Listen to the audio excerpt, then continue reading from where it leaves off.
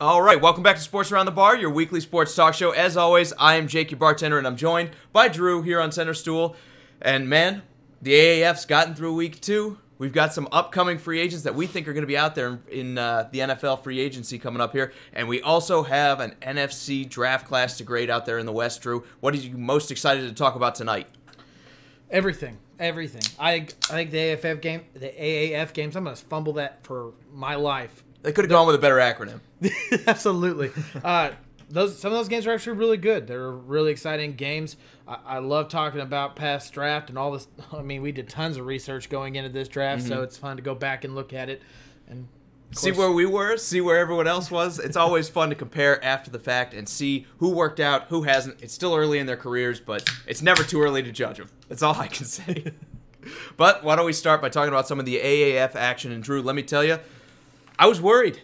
On Saturday night after those first 2 games, I was like, that was not exactly entertaining football. I struggled to get through all of that. I was like, this is pretty rough to watch. But the Sunday game's much better. I think there's a clear gulf in talent when you look at some of these teams. It's pretty obvious Orlando and San Antonio are the best teams out there. Maybe Arizona's coming in behind there, and you get teams like San Diego and Atlanta that are a little bit better.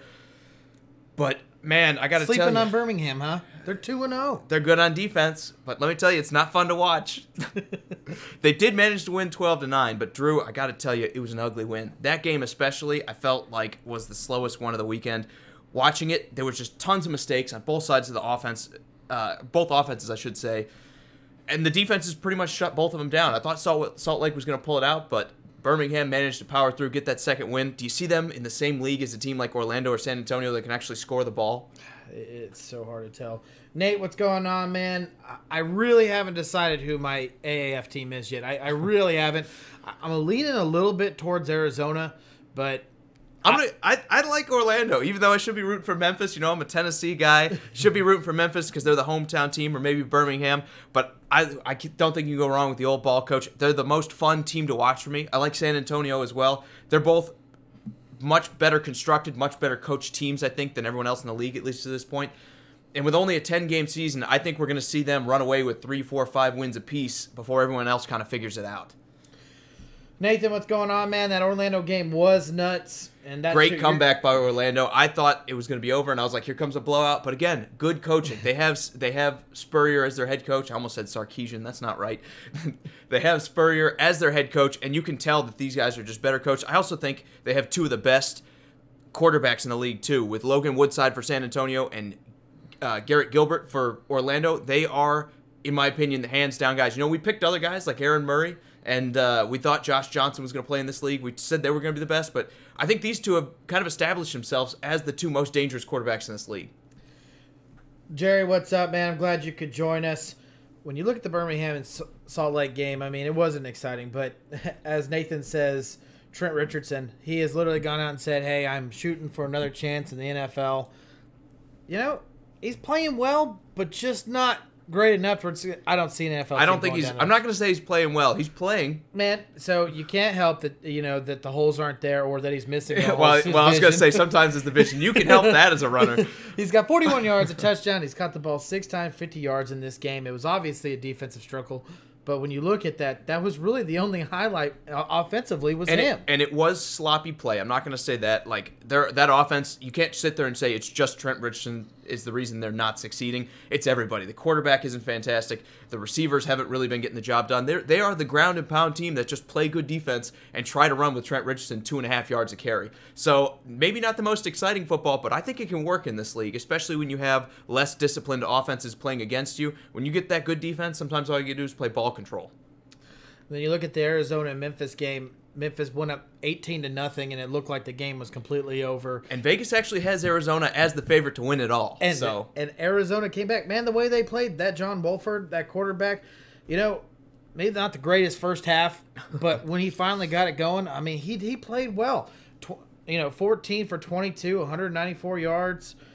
You know, he did have 2 interceptions, but he did get 2 touchdowns. I mean, he was the reason, in my opinion, that they were able to win that game. And you're going to see interceptions because these guys have not played together long. There's going to be miscommunication. There's going to be some desperation when you're getting tackled. I mean, going back to, I don't want to jump the gun and talk about that San Diego game, but the behind-the-head pass, I don't know if you saw that. If you didn't, look at it on YouTube because it makes Patrick Mahomes' no-look pass look easy in comparison because he's just, there were like 8 defenders on him dragging him to the ground, and he just threw it over his head. Tight end caught it on the sideline, ran right out of bounds for like 8 yards.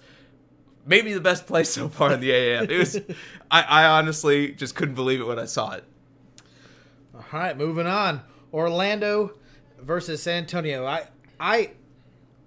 This is the game everyone's talking about. Everyone's talking about, look at this high-scoring game. Look at this. What sticks out to you about these two teams? The comeback and the discipline for Orlando. I think when they went down, I think it was like 29-17 at one point, where San Antonio was up, and they had the wherewithal to actually keep playing. For amateur players, that kind of surprised me a little bit. Usually those guys, when you go down, they don't have the fortitude to sit there and power through, stay organized, stay on the attack. But Orlando did on both sides of the ball because they stopped San Antonio from there and they put up a bunch of points on the board. That to me was most impressive. As for San Antonio, even though they lost this game, I still have them as my second favorite at this point. If we had to do a power rankings, they're a great team. They can throw the ball, they can run a little bit.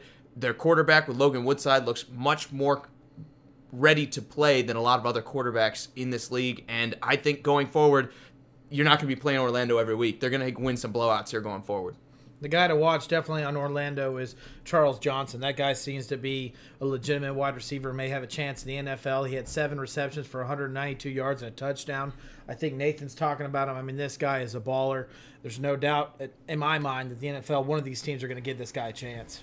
And no, I didn't see what Mahomes tweeted about with that throw or anything, but I imagine it's something along the lines of... I can do that. Yeah, exactly. Anyway, wrapping up the week, we have San Diego and Atlanta, 24-12. Atlanta scored, I think, 12 points first, and then San Diego came all the way back and put 24 on to win this game. Drew, we thought the Fleet were going to be a good team going into it, and we thought Atlanta was going to be rough, but Atlanta's still rough, so we were right on that. What did you think about this game? In my opinion, everyone's talking about this game. To me, this is kind of a snooze fest, in my opinion. I mean, it was Atlanta after those 12 points, they were just dead in the water. Yeah. I mean, they seemed like they couldn't get anything going for them. Gardner, the San Diego running back, 104 yards and 2 touchdowns, another guy to keep your eye on. Maybe this guy can be a reason San Diego will do well this year. I agree. As for Atlanta, they look better than week 1. That's the biggest takeaway for me because week 1, they looked awful. I believe they got shut out, if I remember right. Yeah, it was pretty rough, pretty unorganized. They at least look better this time, maybe by week 3, 4, 5. But the problem is, with as short of a year as it is, your season's probably over at that point. Oh, man. So we'll see. Atlanta will be an interesting team to watch going forward, but at least for the football, I'm glad the Orlando and San Antonio game was on because if that game had stunk along with the rest of these games, I might be talking about how the AAF is in trouble. But they've kind of shown that they do have some teams that can still put interesting football on the field. I can't wait to watch them going forward, and hopefully they're interesting enough where we keep talking about them. Absolutely. Let's talk about the NFL, though. The big dog, Drew. We've got some guys that we think are going to be free agents coming up that we want to talk about. Who is the first guy on your list, and not in any particular order, but who at first do you think teams will not, or his team will not keep him around come next year? Not keep him around? Right. Oof, man. Marcel Darius. There's no doubt about it. The guy was just worth too much money in his contract. He's underperforming. He only had 32 tackles, 1 sack, 1 forced fumble last year. This guy he was the $100 million man on the defensive line in Buffalo, got traded to the Jaguars, and I just don't see him being there. I just don't think he's worth it. I agree with you. They have tons and tons of cap problems. They're going to save somewhere around $10.5 million if they let him go. I think he's going to be one of the best free agent D tackles out there if you can get him for the right price. But the problem is he's going to be coming off that $100 million deal, like you said, and he's going to be thinking, I was just paid $100 million over the course of 5 or 6 years. I kind of want a similar deal. I don't think he's going to find that kind of market. So maybe he's a guy that lasts out there because he doesn't agree with anyone on price. But if you can get this guy for $5, $6, $7 million, what an improvement to a defensive line. I mean, he's still got it. He's still a great player. Maybe not quite the same guy he was when he was young and in Buffalo, but he's still an effective pass rusher in the defensive line. Sticking there, though, I want to talk about Robert Quinn, who the Dolphins can save $12.93 million if they let him go. I think he's a dead man walking through because the production's fallen off. I think he only had 2.5 sacks this year. He was 6.5. He was not tremendously effective. Okay, so 6.5, a little bit better than I remember, but Still, not an effective pass rusher when you're talking about $13 million here. No. $13 million needs to be 10 plus, 15, pushing that 15 number worth of sacks. He's not anywhere close to that. To be honest with you, I think this is more of the people around him and that the teams had to double team him and paid attention to him. Cameron Wake is he's an older guy. He's just not there. He doesn't have the speed that he used to have, so they don't really have to double team him. So Robert Quinn got a lot of attention. To be honest with you, I think when he goes to another team or if Miami keeps him around, they're going to need to put some help around this guy. But when they do, I think he can still ball. But you're absolutely right. Miami's going to release him or at least try to work a deal with him because almost $10 million for a guy that's had 6.5 sacks, that doesn't work out. Nathan says he's ready to see where Lawrence, Flowers, Quinn, and Clowney go to. Look, Nathan, I think a lot of those guys are going to wind up on the same team they're already on, especially Trey Flowers. I think New England's going to open the wallet for that. I think Lawrence is going to stay with the Cowboys. As for Clowney, the question is, are the Texans going to be able to find the money for him? I think they possibly will. Not 100%, but I bet they're going to try, whether it's by the franchise tag or something else. They're going to try to keep him in town. Guess we'll have to wait and see. Going back to see some of these other surprise guys that are still on teams but probably won't be for long, Dwayne Allen is another guy who I don't see sticking around with the Patriots. They owe him almost $7.5 million, Drew. Do you think they're going to pay a backup to Rob Gronkowski that kind of money, or are they going to try to hit the reset button at tight end and maybe move on from both of them? Yeah, it was definitely a flop of a season for him, but the problem was he ever targeted? I mean, he didn't really have a lot of targets. His targets were single digits. He only caught 3 balls for 27 yards all year long. When he came out of Indianapolis to the Patriots last year or the year before, he seemed to be really developing and getting himself in there. And then this year was a complete flop. I mean, is it Tom Brady not targeting anyone else but Rob Gronkowski and Julian Edelman? But Dwayne Allen definitely found himself not favored by the ball at all this year. Nate also says it still blows his mind that no team went after Darren Thomas from the Arena League. Well, let me ask you this. Do you think it's because the game is any different? Do you think NFL teams looked at it and said, yeah, you had some success, but the rules are so far removed from what we do that we don't think he's going to translate over here? I think that's a big part of it. I think that's why guys in the AAF probably have a better chance of moving on to the NFL rather than somewhere like Arena League where it's more of a gimmicky sport where, you get the running starts, you get just all the different stuff, the different ball size, I believe, and everything too. It's a different game, and I wonder if that has necessarily kneecapped some of those players from moving on to the NFL level. Going back to this, Drew. Go ahead. Oh, no. I was going to say, Dwayne Allen, I don't see him sticking around. Like you said, he didn't have a lot of chances, but Rob Gronkowski was not himself. The fact that he didn't get any chances tell me that the Patriots didn't trust him. They didn't see him as a legitimate backup. He wasn't like when they had Martellus Bennett. Right. So I really just don't think that he's going to survive on the Patriots. I think another guy on the chopping block, Joe Hayden. He meant for the AF, for Darren Thomas. I think it's still the same situation, man. I still think it's the exact same situation. But who knows? Maybe they did contact him. Maybe he said, no, I'm not trying to go there. I'd be shocked if there wasn't at least something going on behind the scenes. If the guy has talent in the Arena League, right. I'd be really shocked if one of these teams didn't sit there and at least do some research and put out that probing question like, hey, is there any interest at all? He might have decided, hey, you know what, $80,000 a year to play isn't what I'm looking for, especially when I'm already dominating the Arena League. So maybe he just wants to stay where he's at. Maybe. Going back to Joe Hayden. Joe Hayden, yeah. Pittsburgh could save about $10 million if they get rid of him, Drew. Do you see the veteran cornerback sticking around in Pittsburgh, or do you think he's just a cap casualty? To be honest with you, I think the Steelers need to keep him. I think they need to figure out how to work it. If it's restructure the contract, then so be it. I think they need to keep him. He didn't have a blowout season like he's had in the past with the Browns. Only 63 tackles, 2 interceptions, 1 forced fumble. He did have 12 pass deflects, but to be honest with you, I think they need him. I think he was, you know this. You need 1, 2, 3 corners in your backfield that can actually cover everybody. And to lose someone like this with this kind of talent, even though he underperformed a little bit compared to what he's used to doing, you need to figure out how to keep that man there. And it's not like he didn't play well. He still had a good season. It's not the Joe Hayden of the past, but I don't think they're necessarily talking about that guy when they gave up so little to get him from Cleveland. So when I look at this move, I think Joe Hayden will be gone at the end of the year just because of the money. I think they're going to sit there and say, if we're going to pay a guy $10 million, we want $10 million worth of production. And Joe Hayden doesn't necessarily give that. But you never know, Drew. They might also be sitting there saying, cornerback is thin in this free agent market. You never know how rookies are going to work out. Maybe we just bite the bullet for another season and ride with him.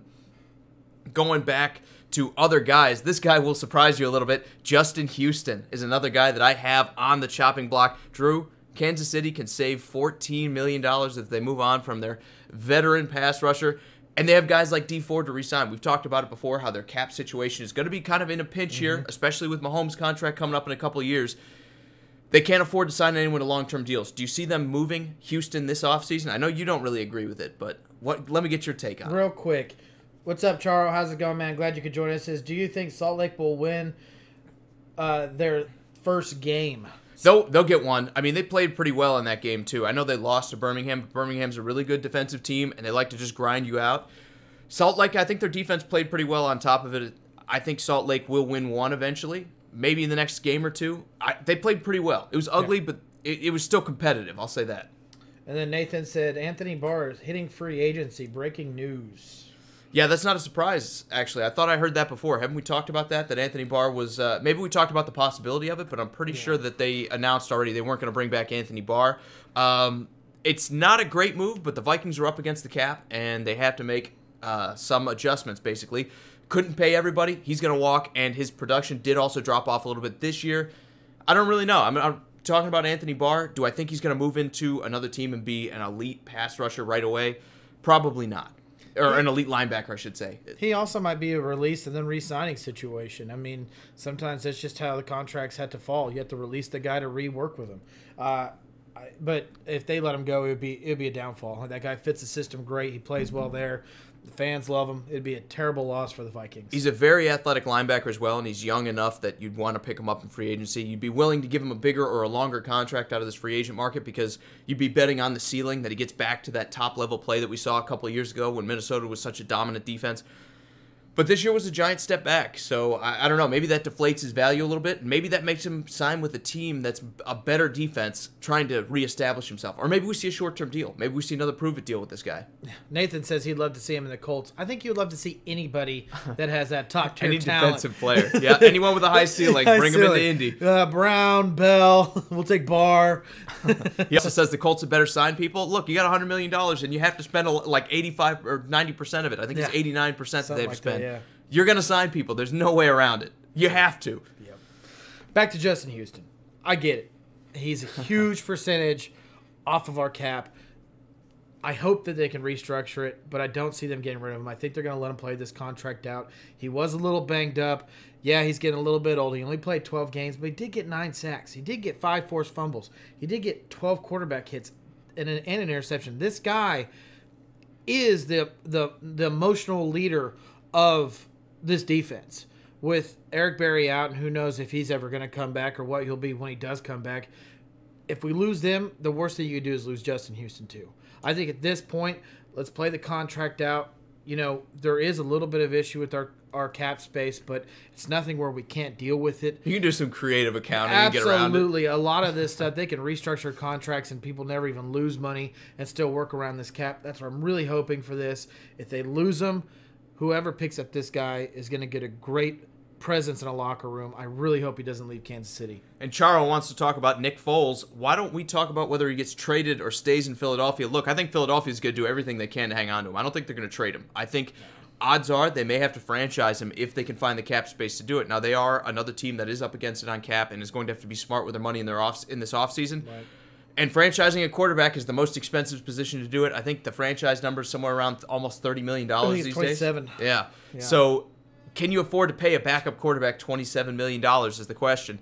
Because if I'm Nick Foles, the first thing I'm doing is canceling that contract. I want to be a free agent because I want that long-term deal. I want the chance to start now while the iron is hot. I don't want to have a bad year if I have to play in Philly and, you know, let's say come in, have a bad year, and then nobody be interested in me. So he's going to try to leave. Philadelphia's going to try to keep him. The question is going to be who wants it more. Because if Philadelphia wants to pay him that franchise tag, that's the last option to keeping him there. So if he stays in Philly, he's guaranteed $20 million. So to trade him, they have to trade that $20 million contract to whatever team they're going to. So you got to think the team, when they trade for him, not only are losing draft picks, but they're also picking up a $20 million contract. That's where I think they're going to have problems figuring out how to trade this guy and where the value is of him. I'm not saying he's not a talented quarterback and teams don't want him, but that's a lot to give up and a lot to give for a guy that's, you know, all closer to 30. Another thing is, I've heard Jacksonville is interested in him. That's been the big rumor that, oh, you know, there've been great talks between Foles and everything. Jacksonville doesn't have any money. Jacksonville's $30 million over the cap. They're cutting their defensive players. So short of them gutting this defense, I don't see Jacksonville trading with Philadelphia. I've heard a lot of that talk here lately. I don't see Jacksonville as necessarily in the running, but I think there are other teams like maybe Washington, maybe the Giants decide they don't want to go draft somebody, even though I think they're probably leaning toward the draft. Another team would be Miami as a bridge quarterback where they bring him in for 3 years, and if he is just as elite, that's fantastic. I mean, if he's not, then you move on and you draft somebody after that. But I don't really see a lot of market for Nick Foles simply because a lot of teams already have their quarterback of the future or can't afford to make this move. So maybe he does stick around in Philadelphia. And to be honest, you brought up Washington. I don't think they're going to go for a veteran quarterback. I think that Doug Williams came out and said he still has faith that Alex Smith can come back and play, which is crazy to think of. Yeah. But I think they'll be drafting. So in my opinion, I think they're out of the running for someone like that. I think they're probably going to go draft before they go with another old free agent. Or when I say old, I mean 30-plus at quarterback. I think they're going to go young before they go with veteran at that position if Alex Smith can't play. But I wouldn't rule it out. Who knows what the Redskins are going to think. And they're probably looking at it like we don't have time to develop a guy. Nick Foles is already developed in the league. If Alex Smith isn't ready to go, maybe we bring him in and try to make a playoff push now while we still have this defense at its top, playing at its top level. Oh, hopefully they can figure out something. For all you Redskins fans out there. Couple more guys that I want to talk about that are going to be upcoming free agents possibly. One, I just talked about one of yours, Drew. Now let's talk about one of mine. Jonathan Cyprien, a safety for the Titans. I don't hope this happens, but they could save $5.5 million if they release the safety. And they already have a guy that they seem to like better in Kenny Vaccaro, who is a little bit more versatile. He covers the pass and he covers the run equally well, whereas Cyprien is much more of a run defender. And even though he can cover the pass, he's not necessarily elite at it. His most famous pass defense is popping Travis Kelce in that playoff game, because if he doesn't do that, the Titans don't win that game. I do want to see Cyprien stick around in Tennessee, but with that kind of money and with contracts like Marcus Mariota coming up, you may see them move on to keep a guy like Vaccaro instead, who will be a free agent if they don't re-sign him. He's a great safety. I really do believe if you need help in run defense, he's that guy you want to put back there. He's an absolute thumper. He's a Pro Bowl caliber when he's healthy. He just had an early season injury that knocked him out all year. I think he went out before even the preseason games, so he should be fresh for next year.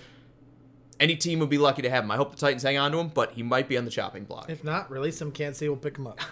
Eric Berry 2.0. Well, not that good. He can't cover like Eric Berry, but we need a run stoppers. There's no doubt about it. A couple more guys. We talked about Everson Griffin. Probably not going back to the Vikings. They could save $10.5 million there, and that would free them up to actually make some moves. If they got rid of Everson Griffin and Anthony Barr on top of it, like we were talking about, they probably are going to have the money to maybe pick up a couple free agents as well as draft players. If it wasn't for this mental breakdown that he had and he came out with his disorder mentally, we're talking about a guy that would not be going anywhere, because this is the leader of that defensive line. This is the guy that creates all the pressure on the quarterbacks. If it wasn't for that, this would not even be talked about. This guy would be getting signed again. I mean, if you look at it 2 years ago, this was the big name on that defensive line. It would be absolutely. I feel for him. I feel for his family. I hope he can turn himself around. If he is released and he can keep himself mentally healthy, any team would love to have this guy on their roster. Nate also asked, going back to Nick Foles for a second, Foles to Arizona, not this year. That's all I can say. They're not going to make a move off Josh Rosen, and you shouldn't want them to. The guy's only been in the league for 1 year. You didn't do anything to help him succeed. It's way too early. I know you just did it with a coach, but it's way too early to move on from a quarterback. You got to give him the benefit of the doubt. You got to sit there and say he can improve. He can become a better quarterback. I mean, you look at Peyton Manning. He didn't have the best rookie year. And look at what he turned into. And I'm not equating the two, but when you have no weapons, you have no offensive line, and we're going to talk about this when we talk about Arizona's draft, when you have nothing on the offensive side of the ball, you can't just sit there and say, we didn't succeed and it's all on the quarterback. I'll leave it for when we talk about the Cardinals. And that's fine. That's going to about wrap it up for our soon-to-be free agents, unless you have somebody else you want to talk about. Nope. The only other guy, Drake Kirkpatrick, but he has not been very efficient and not really that big of a name for me. He's a little bit long in the tooth at cornerback. Maybe fills out a bad cornerback class in free agency. He was drafted high, but really has not lived up to his draft status. So Cincinnati's going to save $6.8 million if they cut him, and I think that's one of the most obvious no-brain moves. Right. So look for Drake Kirkpatrick out there trying to restart his career somewhere else. Nathan wants to know, who do you guys want your teams to aim for? I'm assuming we're talking draft. To be honest, I don't really have a player in mind. It's more position. I want either the best corner off the board, and if there's not one there, then I want the best middle linebacker. I'd like to see someone like Ja'Kai Polite to the tight ends or any kind of defensive end that can make an impact. It's really tough because we haven't really figured out which of these DNs are better. I've heard Montez Sweat jumping up the board, but I've also heard him falling down to where the Titans pick around 19. I think that would be a great pick for them. Pretty much any kind of influencer in the front seven is what I'd like to see. Maybe not middle linebacker so much, but anyone on the defensive line, I think they'd be great to pick up in the first round. Char also says, what do you this kind of Bengals, what do I think of the head coach, I think is what he was going for. Yeah. For the Bengals, I think they got the last guy off the board. They went with the trend of hiring the young guy that's supposed to be the next big thing, but they got the last one. They got the 8th guy who's supposed to be the next guru in the NFL. I'm not crazy about it. There's a reason they still have unfilled coordinator positions. I'm not going to say it's a dumpster fire yet, but things are not looking good in Cincinnati. Yeah, we went over it in a couple episodes back, and if you want to know what we definitely think more in depth, but I'm agreeing with you. I think that this was a kind of a panic hire. I think that organization's rotting from the top down. So unless he could come out and prove us completely wrong, I think it's going to be a struggle. Absolutely, and they brought him on because he's a McVay prodigy, but everybody's a McVay prodigy at this point in the NFL, right? I mean, it seems like half the league is coached under him. Yeah. Or Belichick. I guess those are the three. They're the big three at this point. But anyway, you look at this hire for the Bengals. I'm not crazy about it. I don't think Drew's very crazy about it either. They're going to have issues up there in Cincinnati for another couple of years. What's going on, Rob? Glad you can join us. Absolutely. All right, Drew. 2018 draft. Let's start with the 49ers because we're going to do the NFC West today.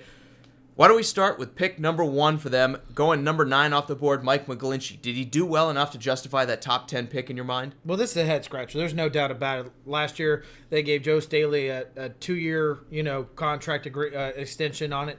One of the higher paid left tackles. You bring in this young guy who you think you want as your left tackle, but he played right. Now, it was a head scratcher. To be honest with you, that pick really kind of blew my mind when they did it.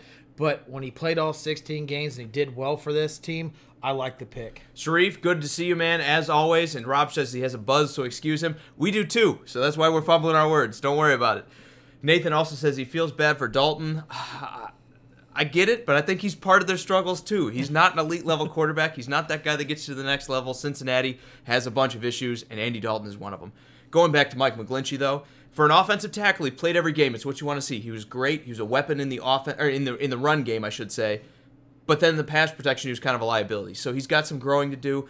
I think he has enough upward potential where we're going to see him evolve into that dual threat offensive tackle where he can block the pass and he can block for the run as well. Now, for his benefit, he did switch sides. True. He was left tackle majority of his time in Notre Dame and then went off to the right. So that is a little bit of a learning curve for him. I don't give him that as a, that's not a reason for him not to be good in the pass defense. It is just one of the things. It's something to think about. You got to change hands. You got to change the way you got to retrain all that muscle memory you've already had at the offensive line position, and that takes time.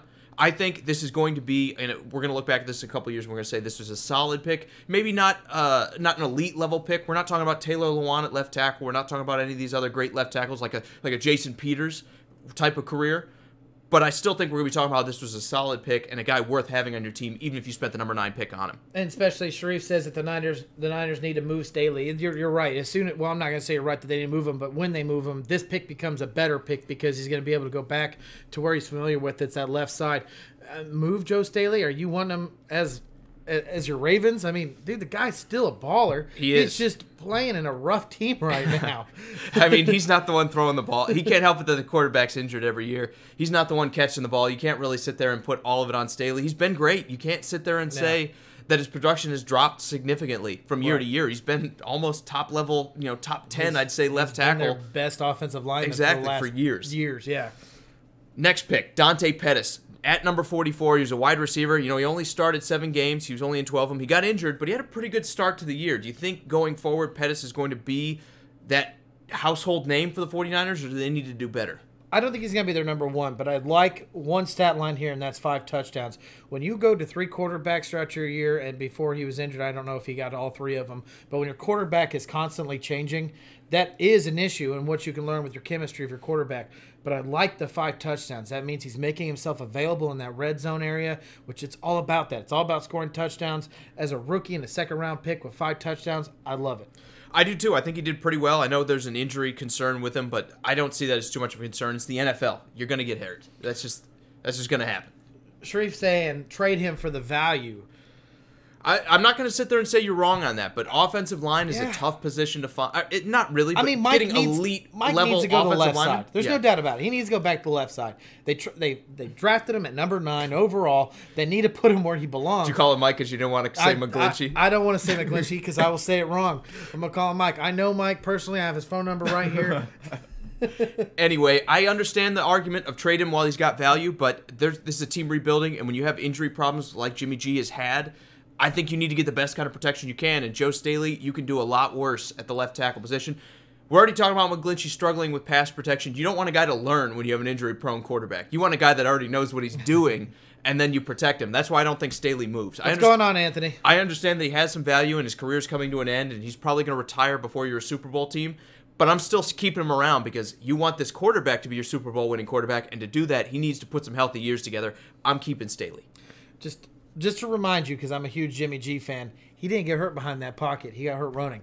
I'm not saying he's injury prone, but it wasn't because of his offensive line. It's because he's trying to make a football move. You could argue it's a cumulative effect. The more hits you take, the more likely you are to get hurt. No, that was he's been hurt multiple years. That was a football move that he tried to make. He's been hurt multiple years. I get it. This year, it was because of a different move, but when you've got a guy that has been fragile, he got hurt in the Patriots. He's been hurt twice now for the 49ers, Drew. He's injury prone. You got to protect him. I get it. This last year wasn't because he took one specific hit from the pocket. I'm just talking about this year. But I'm talking about the whole thing, man. The guy, I'm not going to say he's made a class knock on Jimmy just yet. You would kill to have him in Nashville.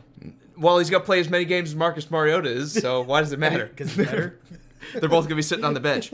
Anyway, Drew, you got to protect him. That's why I'm not going to sit there and say move Staley. Right. I don't want to get too far off topic here, but the 49ers, I think, have a good thing going. They're building, and it's going to give McGlinchey time to learn the offensive line, the pass protecting game at the NFL level, and then we can talk about moving to the left side.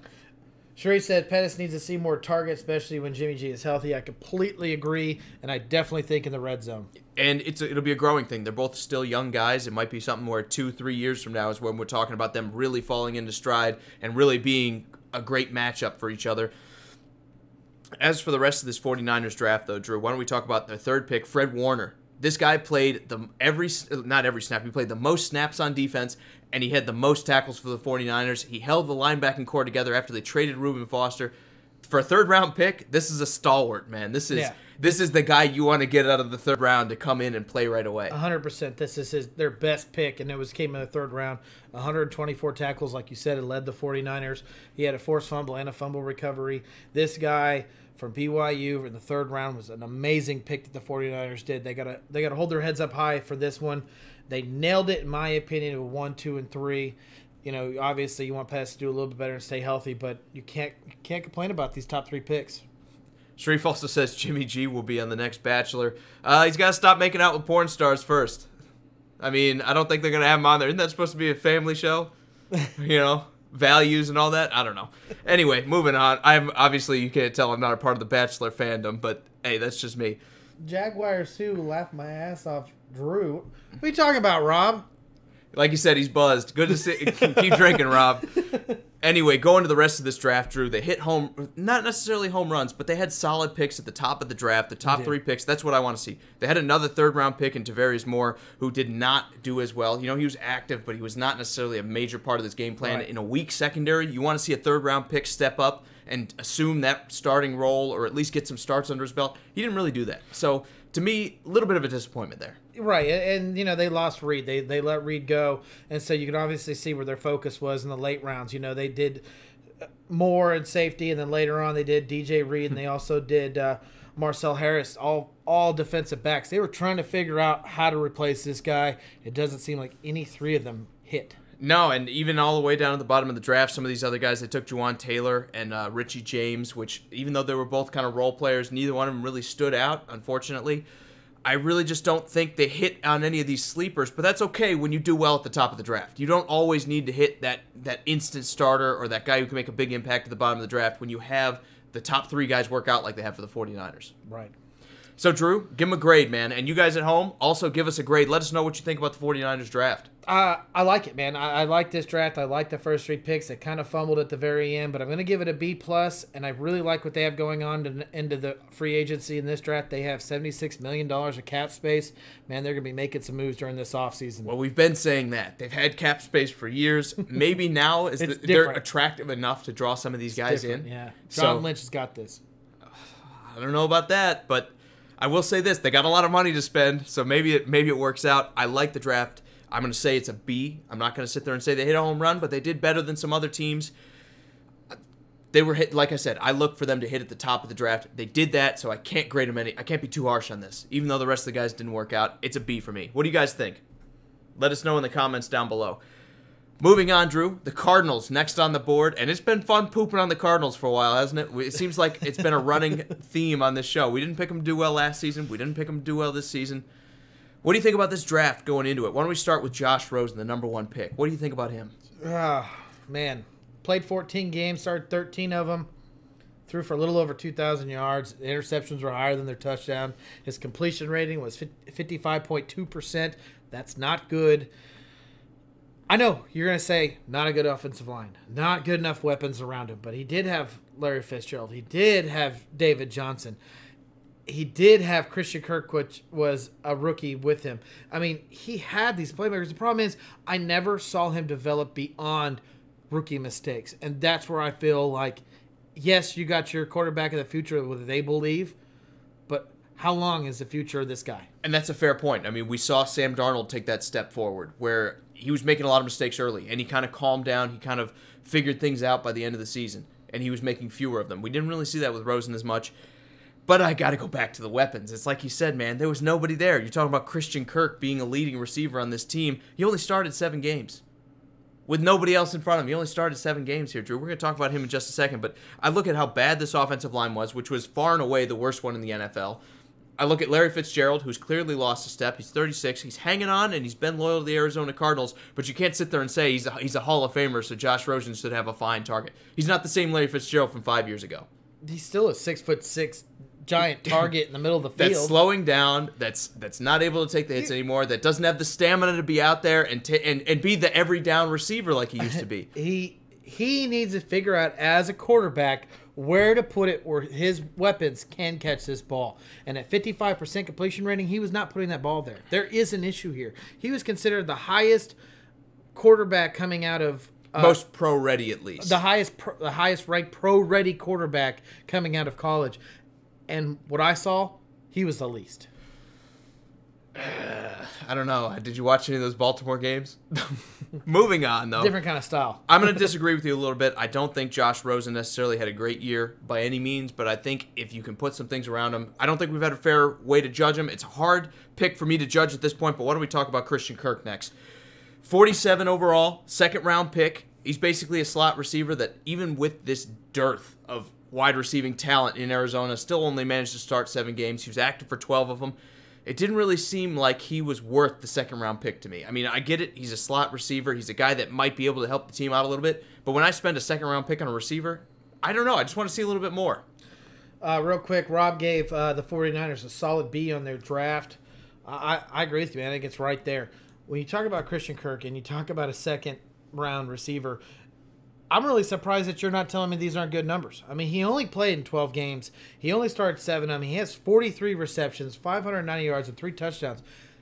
That right there, I think it might be skewed. I think it might be skewed. A good half a season. He almost played, 7. Let me interject here, Drew. I think it might be skewed because Arizona was behind a lot. They were throwing a lot, pretty much every down. Which will throw me back right to Josh Rosen is if you're constantly throwing, why aren't you learning and developing? It's because you're behind. Targets? You're limiting your playbook. You're constantly throwing the ball nonstop because you're always losing, and you have nobody to throw to. So yeah, you add all those things up, and it's a recipe for disaster. That's what we see all bad teams go through, Drew. That's why I'm sitting there saying, don't judge Josh Rosen too harshly. Yes, I want to see him clean up some of the mistakes. I'll give you that point. I want to see fewer interceptions. But you can't sit there and tell me with the weapons he had, the guys around him, that he should have succeeded. You can't tell me you could have taken Aaron Rodgers, put him on that team, and we would have seen Aaron Rodgers sitting on the bench 4 weeks into it hurt. No, I want to see him clean it up, and he never did, and that was where my issue is. A lot of that comes down. Remember, it's a two-person game. You got to have somebody catch the ball just like you need somebody to throw it, Drew. I don't think you can put all the blame on Josh Rosen. He carries some, but for me, I'm still calling this a write-off season. Okay. I want to see more. Their third pick, Mason Cole, center, played all 16 games. This is their best draft pick, Drew. Hands down. There's no argument here. Yep. On a bad offensive line, he was at least solid at times. Right. He can maybe grow into a great center. He played every game. He started every game. A day one starter from the third round, you can't argue with that, especially when you talk about the bottom third round with pick 97. And I love the pick of quarterback and center combo. I love the young guys getting to start with each other and learning it as a tandem, and also throw a receiver in there. This is, as much as I don't like some of these picks, I like what they were going for in this draft. Rob also says Arizona needs to look to the future. Time to think of now and not later. It's a building process. I think that everyone knows they're in a rebuilding scheme right now. They're going to need to spend another year or two probably trying to level up this team and get the talent onto this roster before they're going to compete with anybody. The question is, did they hire the right coach to do it? Exactly. We'll wait and see on that, but why don't we talk about the rest of the draft? They really didn't make any kind of impact down at the bottom of the round either. They had Chase Edmonds, a running back who was active for every game, but didn't start a single one of them. I understand that with David Johnson in front of you, but I would also like to see more out of him. He didn't really perform for a fourth-round pick. And then they cut their sixth-round pick, Chris Campbell, cornerback. Corey Cunningham didn't really do anything from the offensive line. He started 6 games, but not really any impressive numbers. Right. Drew, let's give him a grade, man. What kind of grade would you give the Arizona Cardinals? I give him a C+, and I give him a C+ because they have their quarterback they believe is the future of that organization. I love to give him a young weapon. I'd love to give him a young offensive lineman for them both to develop behind each other. I don't think Rob agrees with you. But I just don't like the picks. I mean, I like where they were going with them, but that's it. I don't really necessarily like the players that much. I like Mason Cole. I think they did a good job in the third round. I think Christian Kirk could eventually turn into a halfway decent slot receiver, so I got to give him credit for that. And Josh Rosen, I'm going to give him the benefit of the doubt for this year. Like I said, I can't put too much on a guy that has nothing to work with. I'm going to give him a C+ as well, but I really say that's just barely above an average grade. So they got to do better next year. They need to have a better 2019 draft than they had 2018. Otherwise, we'll be talking about the Cardinals being at the bottom of the NFL for a while. Why don't we move forward, though, and talk about the Rams draft? And this is a really hard one to grade, Drew, because they didn't have a first-round pick. They didn't have a second-round pick. Their first pick didn't come until pick 89 in the third round, where they drafted Joseph Noteboom, a tackle, who was active for 16 games and started absolutely none of them. And then right after that, in the fourth round, they picked Brian Allen, center out of Michigan State, also 0 starts, but played 12 games. This is going to be a running theme. They had 11 draft picks, all of them third round or later, and they got 0 starts out of any of their rookies. Not a single rookie started a game for them, which you could say is because they have such a great team, but you could also say because none of these guys made any kind of impact. Drew, it's a really tough draft to grade. I don't want to sit there and run through this entire list, especially when we've got a lot of guys that weren't even active for a lot of games this year. Was there anyone who stood out for you? Anyone that you're looking forward to that, like, maybe they evolve into a good player? Or is this just a wasted year for the Rams? It's so hard to say. I mean, I do like the fact that they went offensive line their first 2 picks because they have one of the oldest offensive lines in the league. So I do like that they were trying to go there, but none of them made starts. Now, is that because the other offensive line players were playing so well? Yeah, more than likely. I mean, they went to the Super Bowl. Let's not knock this team. And they were very healthy. And they stayed healthy. But when you take such young talent and you don't have a first round and a second round pick, you want that first pick to be a starter because that's you can't go a draft and not pick starters. You have to pick starters in this league in every draft, and when you don't, you struggle. I agree with you, and if I had to point to anyone going from a different position from the offensive line, I would say it's Micah Kiser, linebacker, who was active for 16 games, and also Justin Lawler, a defensive end, also active for 16 games. Didn't really make an impact, but at the very least, they were active. They thought enough of these guys to sit there and keep them active for all of these games. I got to give it an F, though. If I'm going for a draft grade here, it's an F because you didn't get a single guy that could come in and make a significant impact. I'm going to give it a D+, and I know that we're not really, this isn't the draft, but you got to remember that first round pick went to Brandon Cooks. You got a player out of that, but that's not the draft. So if you took a player at first round and you got a player in the talent of Brandon Cooks, you nailed it. So But I'm going to try to take that away. I'm still going to give it a D plus because, like I said, I like their first 2 picks. It was where they're needed the most, and that offensive line does need to get a changeover at some point. Like I said, they're the oldest offensive line in the league. Absolutely. Maybe these guys turn into something. Maybe we're talking about Noteboom being one of the best tackles in the league. But I don't see it happening. That's why I got to give it an F, Drew. I think this might just be a waste year for the Rams that traded a lot of their picks for guys that have value, like Aqib Talib, like Marcus Peters, like the receiver whose name I can't seem to think of at the moment, and I've been avoiding it. Cup? No. The trade. Sammy Watkins. No. For the Rams, Drew. Brandon Cooks. Thank you for no help, Drew. Anyway, Rob said he would give a C to Arizona. They have a way to go as well, and he also thinks in the Rams' case, defense does not win championships. Well, they tried to draft a lot of defensive players, and they didn't really seem to hit on any of them here. So that's all right. That's all right. Let's go to our final team, Drew, the Seahawks. And it starts with Rashad Penny. This is another... the NFC West just had an interesting draft class this year because I look at Rashad Penny. I look at the 27th overall pick. They reached for this guy. They reached for a running back because they saw so many of them come off the board. And then they didn't need him. I mean, Chris Carson was the starter here. Mike Davis was a better running back. To me, I'm not going to say he's a bust, but he was definitely outshined by guys that have no pedigree, guys that should not be household names, that stepped up and played much better football than he did. Oh, there's no doubt about it that, because he's a first-round pick, he's a bust. But let's not say he's a bust as a player because he still averaged 4.9 yards a carry. That's good. I mean, that is really good. He didn't really see a lot of time playing because Carson and Davis definitely outplayed him. There's no doubt about it. If they would have took him in the 4th round, I'd say they got a heck of a steal. Problem is, they took him in the 1st round. And you got to do better. And you got to do better than Absolutely. That. Now, Rob gave a D- to the Rams. I agree with you there, Rob. I think you're a little bit more lenient on it than I am. I'm going to say it's a solid F. They got literally 0 starts, so they're getting literally nothing from me. It's an F. Sharif said Penny will be a stud. I don't know, Sharif. It might not be there. He had every chance to go this year. They were one of the best rushing offenses in the league, and they chose Chris Carson over him. They chose Mike Davis over him when Carson wasn't available. Yep. Rashad Penny played just not even a backup role. He played a reserve role where they're like, we'll use you when we absolutely have to. But he didn't light anything up with his chances. I think it's a swing and a miss. If he's a stud, it might be after both of them get hurt or if he moves on. I just don't see it being there. I don't... When you take a first-round pick and you're 3rd on the depth chart, I mean, there's an issue somewhere.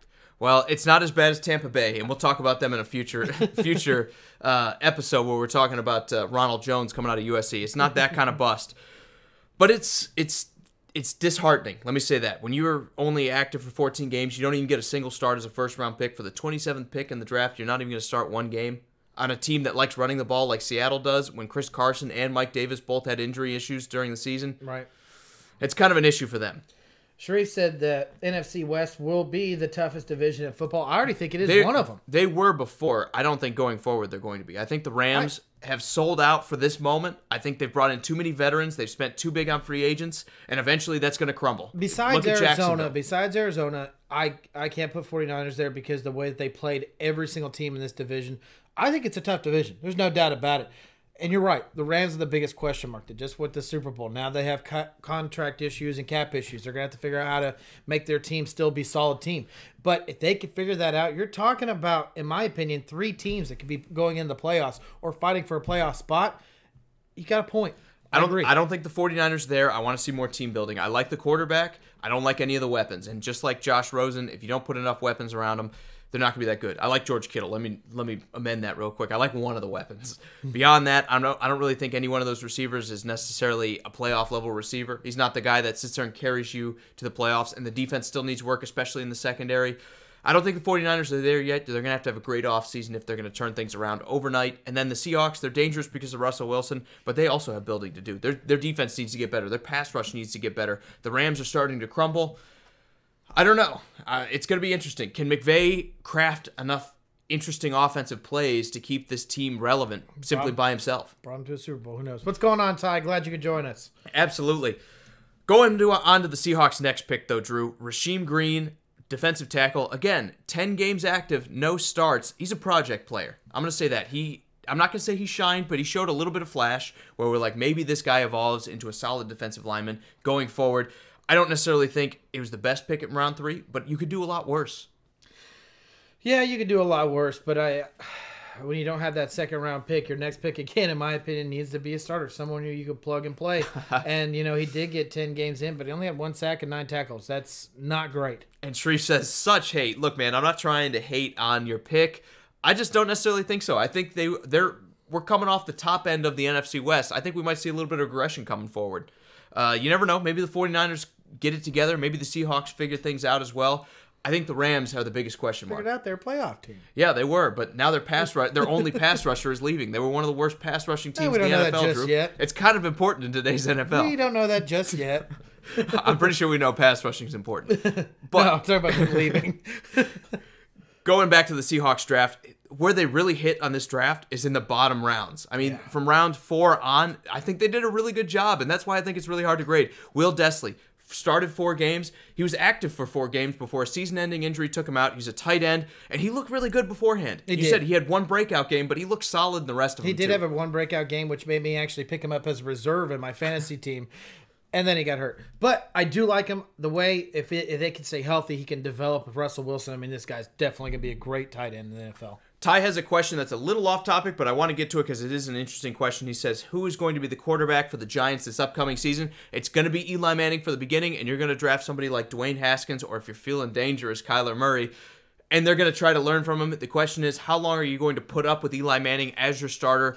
Because you have the offensive weapons to compete. If they keep Odell Beckham, even though there's reports of dissent and maybe talks of trading him, if you obviously get the same Saquon Barkley back next year, we're going to be talking about the Giants having potential to be a dangerous offense.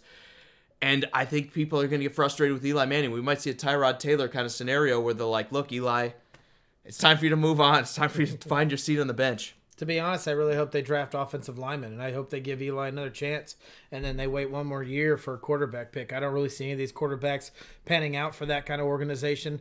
They kind of want more of a gunslinger. I know everyone says Kyler Murray is, but then you're talking about him being 5'10", 5'9". That's going to be a struggle. I mean, that he's obviously played behind great offensive linemen or offensive lines at Oklahoma. They're all big, tall guys, but it's a little bit different in the NFL. I really hope they focus on keeping Eli upright and then seeing what they could do maybe next year in the quarterback. Now, Rob also says, watch out for Detroit. Look, Rob, they're kind of in the same situation as the 49ers, where I believe they have talented players on this team, but you need more of them if you're going to be a Super Bowl team or a playoff team even. And you've got teams like the Bears and the Vikings that are already at the top of their peak right now. I think the Lions are going to have another rough season. Maybe 2 years from now, I think, is what we're talking about the Lions being a dangerous team.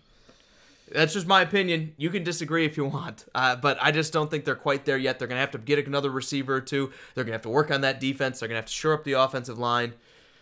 But beyond that, they're pretty good. I still like Matt Stafford. Everyone's been down on Matt Stafford, but I think if you put enough weapons around him and protect him, Matt Stafford can win you a Super Bowl.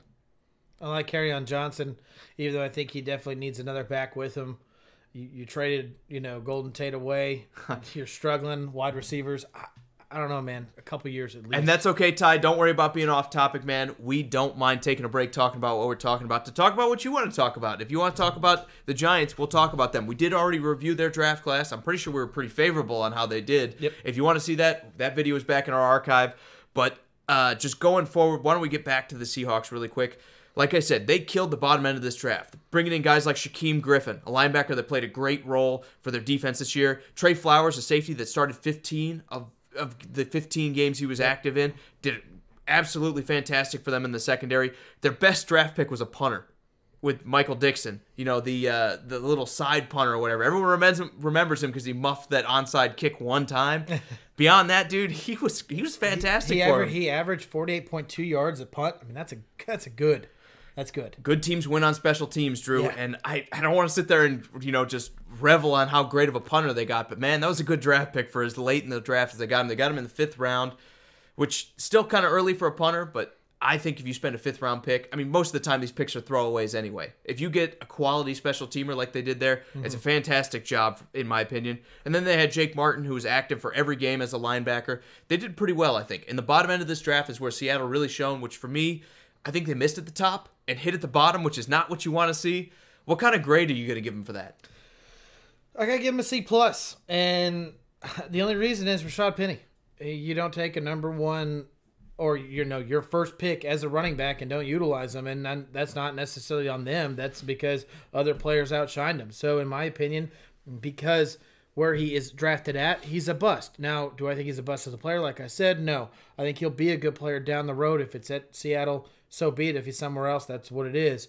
But then you look that, and then you don't have a second, and you go to your third, and your defensive end, Rashawn Green, in my opinion, like you call him, what'd you say he was? He's a project player. A project player. No, he's their second player. He needs to be ready to play right now. That's where I give it a C+, but I do like their bottom half of their draft. I'm going to go a little bit better. I'm going to go B-, and the reason I'm going to say is because they hit where usually teams miss down at the bottom of the draft. They did a good job. They're still above average because maybe Rashad Penny can turn it into something. And the rest of these guys, they, like I said, they got a great safety in Trey Flowers down in the 5th round. Shaquem Griffin's a great player out of the 5th round. Will Desley's great out of the 4th. And then Michael Dixon out of the 5th round as well. They killed the 5th round, Drew. So I got to say they did better than some of these other teams. I'm going to give them a B-. All right, just going to the comments really quick. Ty says, going back to Matt Stafford, saying he was intense with Megatron, but Blount is a free agent. Does he stay? Look, Matt Stafford, for your first point, was better after Megatron left. Yeah. And which is strange. Usually you think when you have those elite receivers, your guy gets worse when they leaves, but he actually got better as soon as that happened. Going back to LeGarrette Blount, I think he's going to leave. You have Kerryon Johnson already. Running back is a dime a dozen. I really don't see them going out of their way to try to re-sign a 32 to 33-year-old running back that's been pretty ineffective for you. I think LeGarrette Blount hits free agency this year. Yeah, I agree too. All right, guys. Drew, we got some special thanks here. It was a fun episode. We were talking about a lot of draft stuff, a lot of football-oriented stuff. If you'd like us to talk about anything else, feel free to let us know in the comments as well. We want to talk about what you guys want to talk about. Right, and tell us what division we should jump into next, grading their drafts. You know, whatever you guys are thinking, we'll probably go with that too. I know, Sharif, you're probably talking about your Ravens.